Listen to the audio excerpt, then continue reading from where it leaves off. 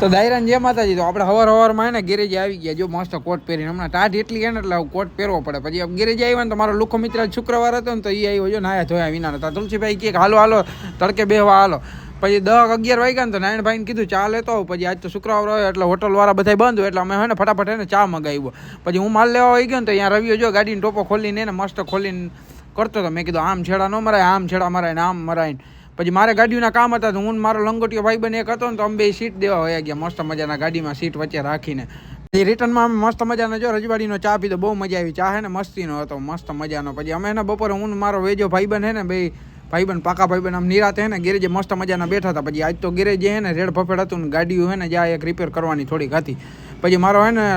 ભાઈબંધ આવ્યો માખણ મસ્ત મજાની એ ક્યાં ગાડી વેચવાની છે મેં કીધું ના વેચવાની નથી મેં કીધું જોવા પછી હાન ટાણું થઈ ગયું હતું ને ગેરેજે રેડ ફફેડ હતું પછી સાંજે તો રાણાભાઈની એન્ટ્રી થઈને વિડીયો બંધ કરવાનો ટાઈમ થઈ ગયો ચેનલ પર હવે છકરપારા